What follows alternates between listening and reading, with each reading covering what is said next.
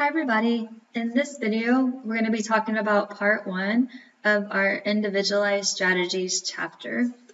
So for this video, our objectives are here on the left, and then for our agenda, we are going to first talk about differential reinforcement. So we're going to define it and talk about what it is, and then we're going to talk about the 3 or 5 different types. Your book discusses 3 different types, and I'm going to add on 2 more in this video. Then we will briefly talk about the good behavior game, and then self-management, and then wrap it up with token economies. So let's talk about differential reinforcement. Basically, differential reinforcement is a kind of a fancy name for essentially acknowledging or reinforcing students when they behave correctly, and then ignoring or placing an inappropriate behavior under extinction. So it uses both reinforcement and extinction. Reinforcement for appropriate behaviors and extinction for inappropriate behaviors. And we have 3 different variations, or like I said, your book identifies 3. I'm going to kind of add on 2 more, but we have what we call a DRA, and we'll talk about these in more detail in the video. But when you guys see DR, that means differential reinforcement. So we have differential reinforcement of an alternate behavior, and then this is where I'm going to break it down even further. So your book just talks about a DRA, but I'm going to go ahead and include what we call a DRI and then FCT. And then we have a DRO, and this is differential reinforcement of other behavior. And then we have a DRL, so differential reinforcement of low rates of behavior. And so basically, you are consistently delivering positive feedback or reinforcement or praise for those appropriate behaviors. So the kid gets that positive feedback for something appropriate. But it's also punitive in that it will decrease through extinction a behavior. And this is where I kind of, like I mentioned in the previous module, your book classifies extinction as a punishment procedure. And I've typically been taught, and I think of them as different processes and different procedures. But regardless, your book does suggest that, it is punitive in nature because you are using extinction. So we're going to go with what your book says and what's in the text. All right. Okay, so our kind of more technical definition of differential reinforcement is reinforcing specific responses and placing others on extinction. And this is not something that you just kind of randomly do throughout the day as a teacher. You are systematically doing this. So you have picked a challenging behavior or an inappropriate behavior. You've measured it. You know it's a problem or it's interfering with the kid's ability to engage in correct social skills or academic tasks. And you've decided that you want to change that behavior. So you are going to, you've measured it. You looked at the function of it, and you picked a replacement behavior. And so, well, in some strategies, you picked a replacement behavior. And so you know exactly what you're going to reinforce, and you know what you're going to reinforce it with, and then you know exactly the behavior that you're going to place under extinction. You've operationally defined these behaviors and things like that. So this is a systematic way of reinforcing specific responses and placing others on extinction. So, like I said, distinguish problem behavior while reinforcing something else. And definitely preferable over using extinction alone. So you never want to just use extinction, because if you just use extinction, or if you just use extinction, then you're just decreasing a behavior and you're not actually giving the kid an appropriate behavior to get what they want. So you always want to use, whenever you use extinction, you always want to also teach them an appropriate behavior and use differential reinforcement. Also, I want to point out, with differential reinforcement, you I want to urge you guys to try these procedures before you go to any type of punishment. So Skinner really promoted reinforcement techniques, and we do this in behavior analysis now. We will try every single reinforcement technique that we have before we actually go to punishment. So before you guys actually go to using a response cost system or timeout or reprimands or something like that, try these differential reinforcement procedures. Try all of your reinforcement procedures before you actually go and move into any type of punishment procedure. Also, a couple of things with differential reinforcement. When you pick that inappropriate behavior and then you pick that new replacement behavior, you want to make sure that you typically teach that replacement behavior before you start using differential reinforcement. And you want to make sure that when you're teaching that replacement behavior, that you are reinforcing the kid every time they engage in that correct behavior or that in that appropriate behavior. So you want that behavior on a continuous reinforcement schedule. So you want to keep continuing to reinforce it, reinforce it, reinforce it. Start using your differential reinforcement and reinforce every time the kid engages in appropriate behavior. Put the other behavior under extinction. And once the kid is reliably engaging in the correct behavior and not in the challenging behavior, then you can start fading that reinforcement schedule so that you can further maintain the correct behavior. All right, there are, this says 6 different strategies, and we are not going to talk about differential reinforcement of high rates of behavior. So I just, this was on the pictures, so I have it on here, but you guys don't have to worry about this one.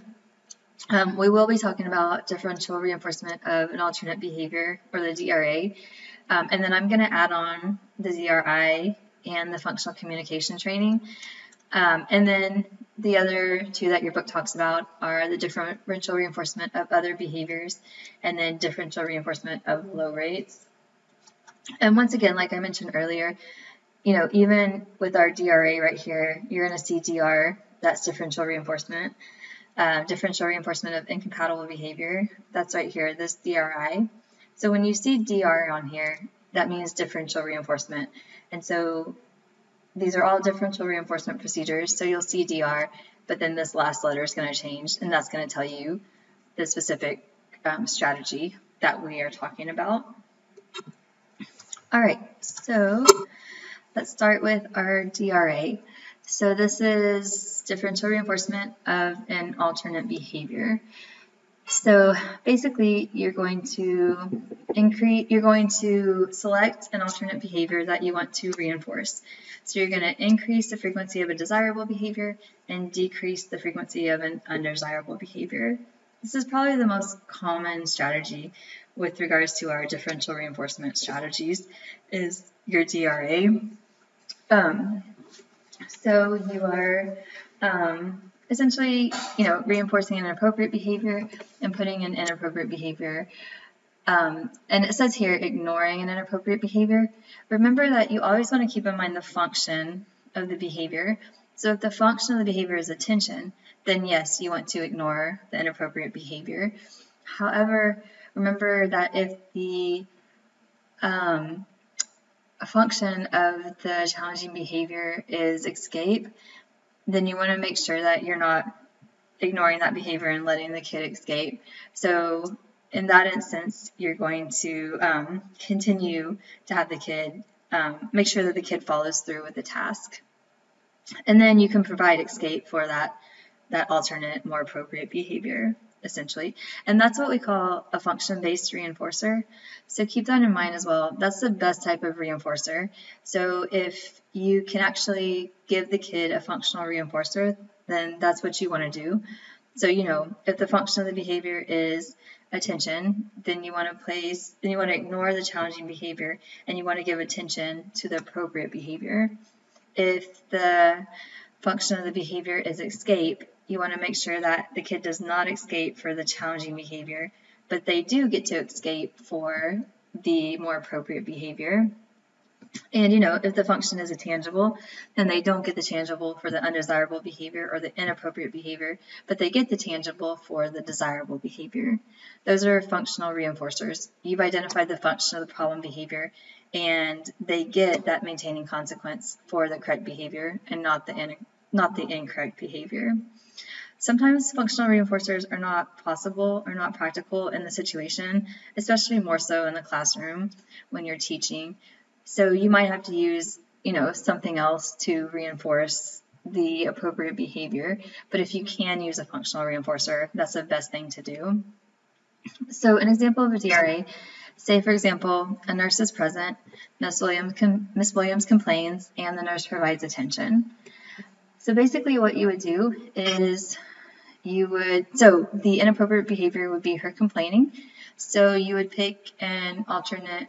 So Miss Williams complains, and what would happen is you would put this inappropriate behavior under extinction, and then you would also have identified a replacement behavior, so a more appropriate behavior. For example, Miss Williams saying positive things, and since the function is attention for her complaining, you want to give attention for her saying positive things.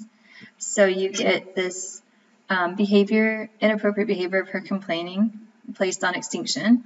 So remember, the function was attention, so you're not going to provide attention. And then you've identified a more appropriate behavior, her saying positive things, and that's when you provide attention.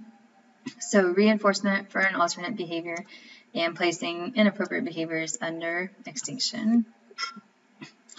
Okay, so with a DRA, there are kind of two different types of DRA procedures. So these are still DRAs, they're just a special type of DRA. And the first one is called differential reinforcement of an incompatible behavior. So this is when the alternate behavior that you choose is incompatible with the challenging behavior. So the best example that we typically use are with dogs. A lot of times you use a DRI with a dog. When somebody comes into the house and that dog jumps up on them, that's not really an appropriate behavior. It kind of startles the person. The person has dogs jumping on them. Not really something that you want to happen when somebody comes to the door. And so you can place that behavior under extinction, and you can reinforce sitting. So that way when somebody comes, the dog will sit and not jump up on them. Well, those two behaviors of jumping and sitting are incompatible. So if the dog is sitting, the dog can't be jumping. And so just a true DRA, the kid can actually engage in both the appropriate and inappropriate behavior at the same time. So for example, if a kid is calling out in class to get the teacher's attention, and you want to teach the kid to raise their hand to get your attention, well, they can essentially raise their hand and call out at the same time. So that would kind of be a true DRA. A DRI would be something like,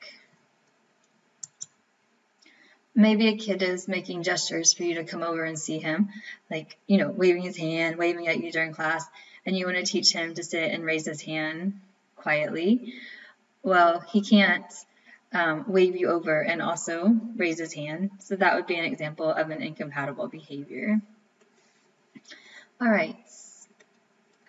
The next kind of variation of the DRA is what we typically call functional communication training. And so in this picture, they call it differential reinforcement of a communicative behavior. But in our field of ABA, we typically call it functional communication training. Basically, it is a version of a DRA used for persons with communication impairments. So that alternate response that you teach that kid, that more appropriate response, is actually a communication response. So it gives them a way to communicate either vocally or a sign or a gesture, or using these communication cards or symbols if you have kids that are nonverbal and things like that. And so once again, same as with your other DRA, you want to make sure that you teach the communication response first and then reinforce that communication response, and then place the inappropriate behavior under extinction.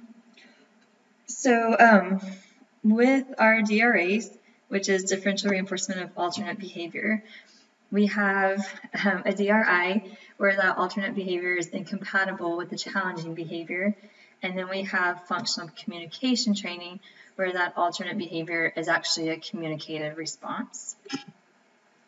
Okay, our two other categories or strategies that your book talks about is differential reinforcement of other behavior, or DRO.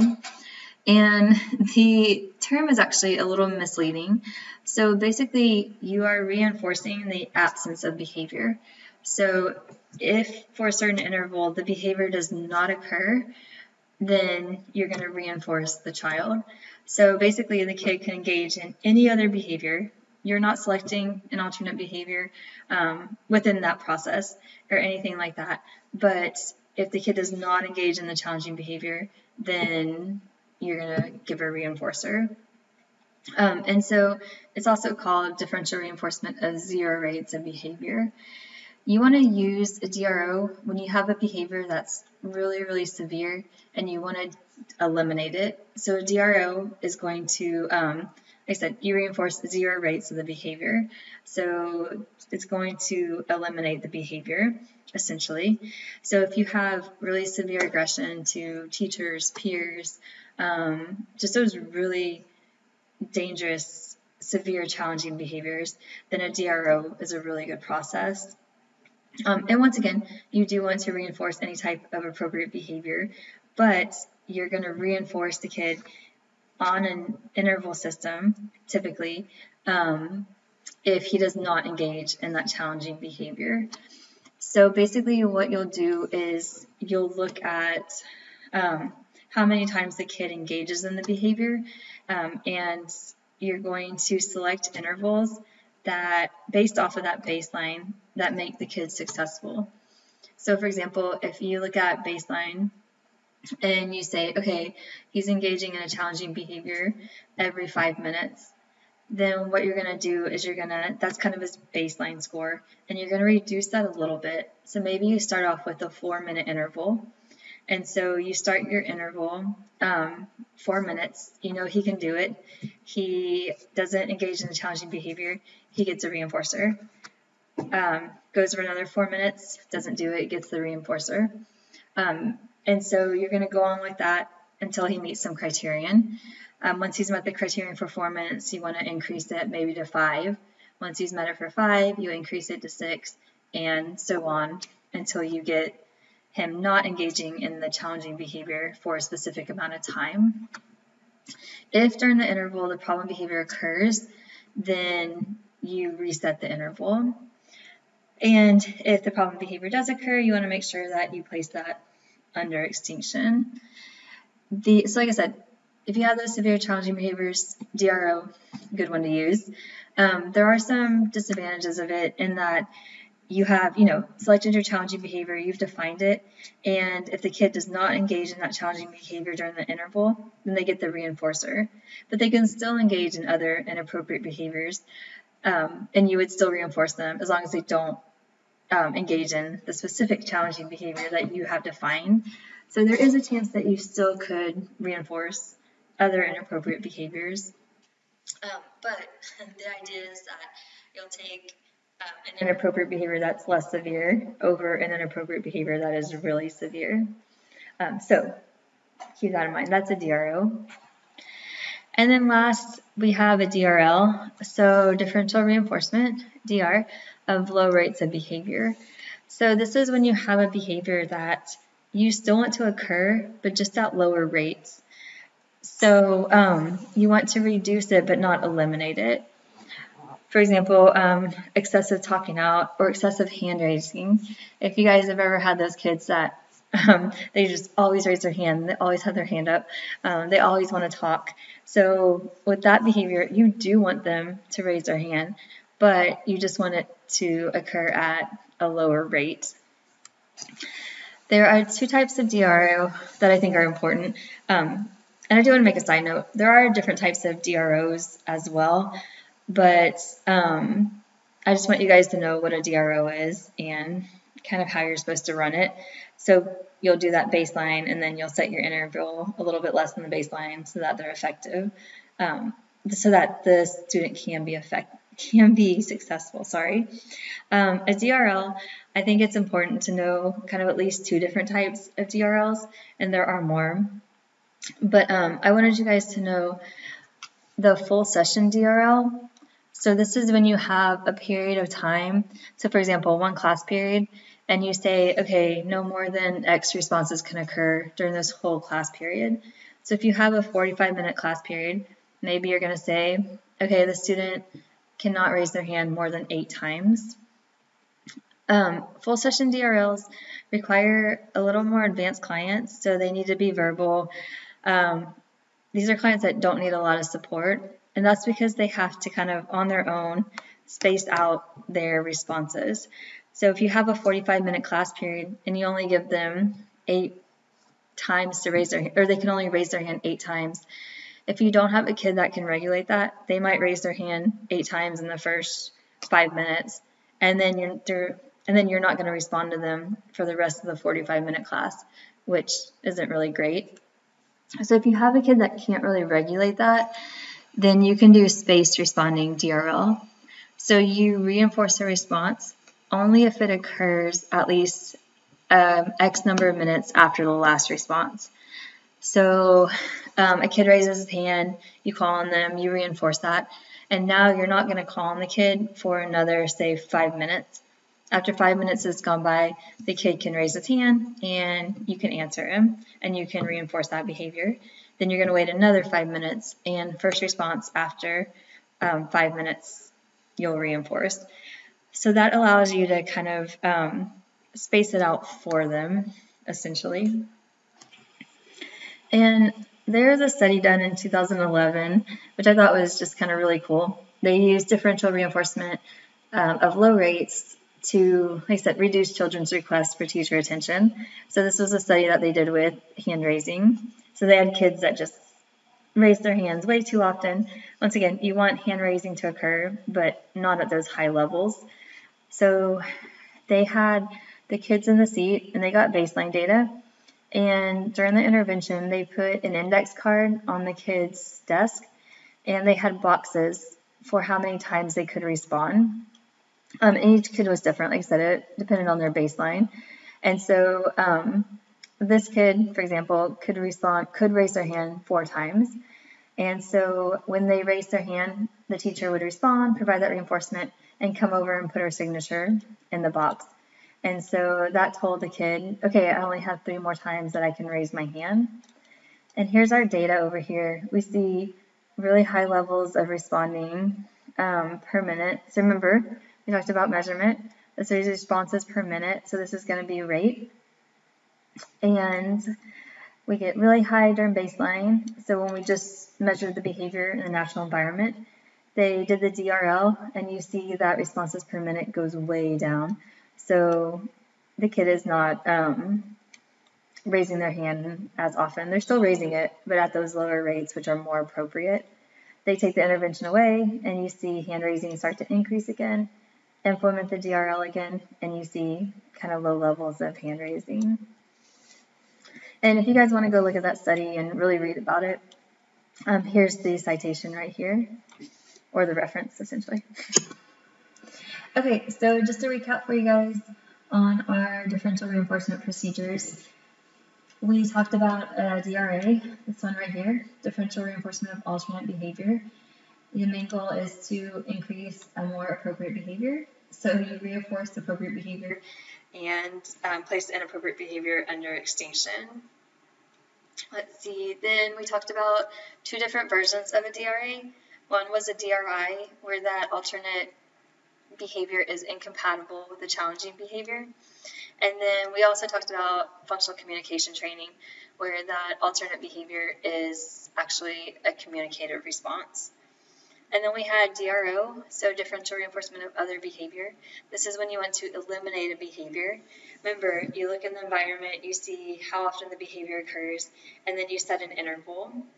And you want to make sure that the interval at the beginning is small and allows the kid to be successful. So you set an interval, for example, for 3 minutes. If the kid does not engage in the challenging behavior in that 3 minutes, then you provide a reinforcer. And then once he's successful with that, you want to increase the interval and increase it and increase it. And then we have our DRL, differential reinforcement of low rates, where you want the behavior to occur, but just at lower rates than it actually is occurring in the natural environment.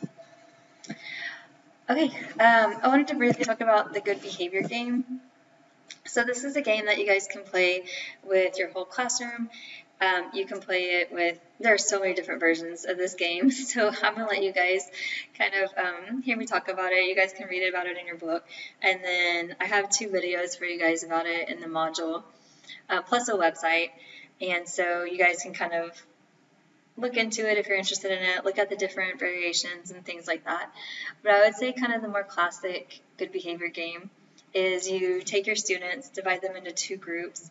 You want to explain the rules, what happens when they follow the rules, what happens when they don't follow the rules, and things like that. And then you also want to tell them how long you're going to play the game. And then and you guys can see right here, being a good listener is the goal. And this teacher divided her classroom into 3 teams. And if one of the kids in the team breaks the rule, they get a mark on the board. And then there's usually some criterion where if they get, let's see, 5 or less marks, they get the reinforcer. Or maybe the team with the least number of marks gets the reinforcer. You can do it that way as well. And then the other teams don't get the reinforcer. And like I said, different variations of this, you can actually give points for appropriate behavior, and then whatever team has the most points, then they get the reinforcer. And you know, if you do that, you can also take points away for them engaging in inappropriate behaviors. But then again, you're getting into a response costs punishment procedures, so you might not want to do that because there are those negative side effects to punishment. But like I said, there's lots of different variations. You can do the classroom versus the teacher. The one thing that I just wanted to point out, if you guys do the good behavior game and some of these other techniques that we talk about, just make sure that you have explained the game. You've done all your prereq stuff before you guys actually play the game. So the kids know the classroom rules, you've taught them. They know the consequences of the classroom rules, you know, when they follow them, when they don't follow them. And you guys have practiced the game and they know how it goes. So do that work beforehand before you actually play the game. And that way you set the students up for success, it runs more smoothly, and it'll actually do what it's intended to do, which is to promote good behavior. All right. Oh, sorry guys. Okay, self-management. This is, if you have learners that don't need a lot of support, they're a little older, you think they can manage their own behavior, then self-management is a really good technique. So self-management is when the person themselves is actually recording and managing their own behavior. So if you're implementing a DRA with a learner and you're taking data on the learner's behaviors and you're implementing the intervention and you're monitoring the learner's behavior, that's not a self-management technique. But if the learner was taking data on his own behavior and recording his own behavior and starting to be aware of his own behavior, then that's what we would refer to as self-management. Self-management is a really good technique to foster independence within your learners. And so basically, it typically involves a data sheet, and then you want to usually divide your day into intervals. And then at the end of each interval, you're going to check in with the student. At the very beginning, you want to be kind of right there and checking in, making sure they're doing it correctly. And so here's an example. So this is actually, I think, at the end of the school day. But at the end of at the end of the class period, the child will go through these questions. I paid attention to my assigned work and click and check yes or no. I followed the classroom rules, yes or no. I paid attention to my assigned work, yes or no. So they go through each of these and they kind of reflect back on their own behavior and they start to monitor their own behavior individually. And like I said at the very beginning, you want to make sure that you're taking the data as well, you're prompting them, and you're helping them be successful. And then you kind of want to fade out your prompts and fade out your checking on them to make sure that they're doing it correctly.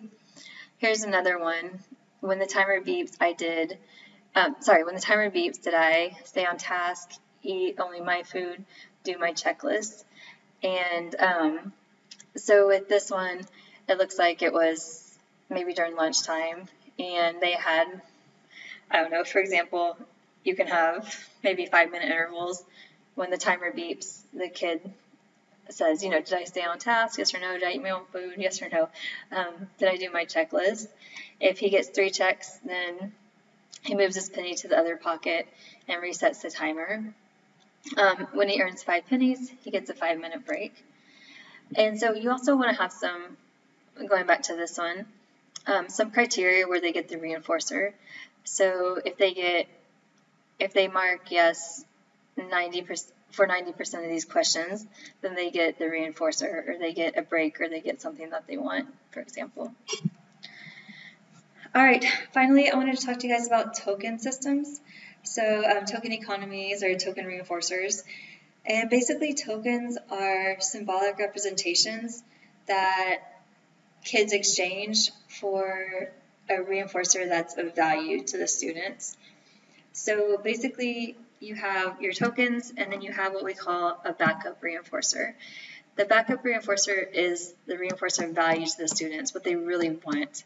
But instead of you giving that to them, maybe every time they make a correct response or engage in an appropriate behavior, you can give a token. And so they earn so many tokens, for example, 5 tokens, and then they can trade it in, and they can actually get their backup reinforcer or the reinforcer that's of value to them. And tokens can be a bunch of different things. So you can use poker chips, smiley faces, pennies, dollars, stamps, stickers, stars, check marks, beads, hole punches, puzzle pieces, anything like that you can give. And then your backup reinforcers, like I said, are going to be that thing that's of value to them, what they're really working for. So choosing a game for class, extra free time, extra time on the computer, getting to play with the iPad, whatever it is that they really want, that's going to be your backup reinforcer. And so tokens are, I like token systems a lot. I think in the classroom, if you have kind of a general ed classroom, you probably don't need it. Token systems, they actually take a lot of time to set up. Remember, everything in ABA is systematic, so you got to figure out what are you giving tokens for, and things like that. What are your backup reinforcers going to be? And to do that, you want to make sure you ask the kids, what do you want? What do you want to work for? And things like that. So they take a little time to set up, but they are very common in classes for kids that need a lot of support, classrooms for kids with EBD and things like that. So they need that extra kind of systematic token system to start to engage in the correct behaviors. With our token systems, there are 6 different components. So choose a behavior that you're going to reinforce. The tokens are typically what we consider condition reinforcers. Well, they have to be condition reinforcers for the token system to work. So that means the tokens within themselves are neutral, but the tokens become paired with something of value that they want, and therefore the tokens become valuable to them. And that's what we mean by condition reinforcer. Tokens are, I said, really ways to really immediately reinforce the correct behavior that don't take away from, instructional time and things like that. If the kid's on task, if the kid wants maybe extra time on the computer and the kid's on task working, you don't want to stop them right there and give them extra time. You can give them a token. If they work for another 3 minutes, you can give them a token. If they work for another 3 minutes, you can give them a token. And then once they've earned 3 or 4 tokens, then they can get their computer time.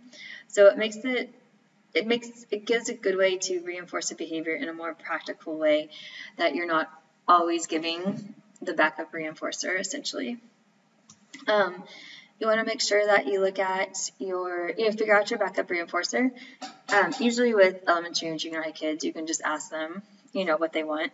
And it might be different for each kid, which also makes token economies really hard to do in a classroom.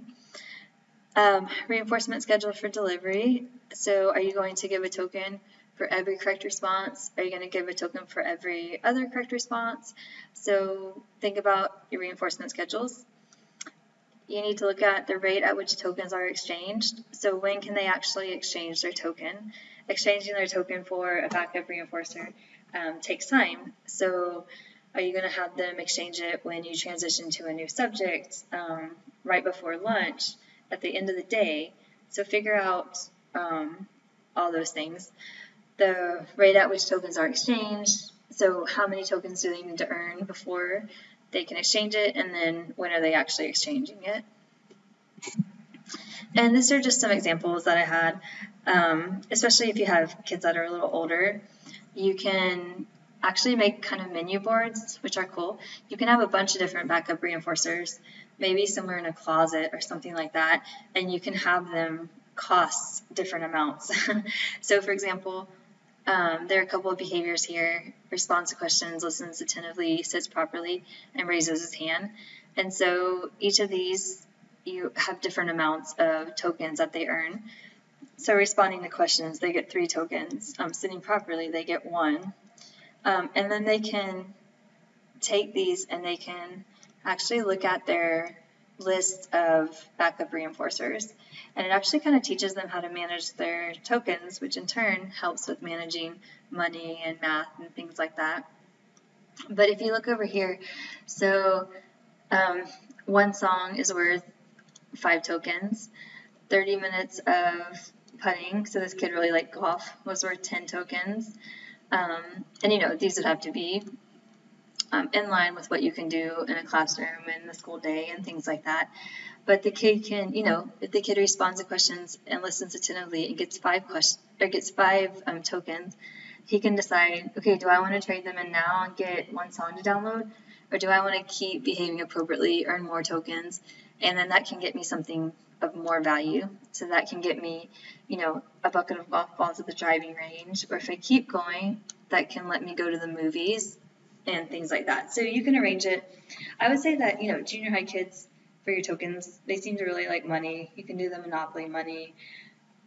You can print fake money off of the computer and laminate it and things like that. Fake coins. Those tend to be kind of cool things for junior high kids. The other thing that you have to think about, especially with your kids with EBD, if you do use poker chips or coins or money or things like that, you want to make sure that they don't engage in challenging behaviors with those tokens. So if you have kids that, you give them maybe a fake coin and then you see that they've thrown it across the classroom or things like that, those are things that you have to keep in mind, especially with our kids with EBD. So you might not want to use tokens that they can actually, not a tangible token that they can actually hold in their hands. So you might want to alter your system. Maybe you use the money or the fake money, but you control it up in the front of the classroom. So you could even have cans with their names on it, and when they do something good, you can put a coin in the can, and then you can monitor when they're trading it in or how many they've earned. You can also do something like them getting check marks on a piece of paper or something like that. So just things to keep in mind when you have kids with EBD. All right, guys, so we talked about differential reinforcement, what it is. We talked about differential reinforcement of alternate behavior, and then the 2 different variations, so DRI and FCT. We talked about differential reinforcement of other behaviors. So remember with this one, the name is actually kind of misleading. You're actually reinforcing the absence of behavior. So this is when you have a really severe behavior that you want to eliminate. We talked about differential reinforcement of low rates of behavior. So this is when you have a behavior that you want to occur, but just at lower rates. We talked about the good behavior game. We talked a little bit about self-management and how you would do that. And then we wrapped it up with token economies. So so that is it for this first section of individualized strategies. So thank you guys for listening, and please let me know if you have any questions.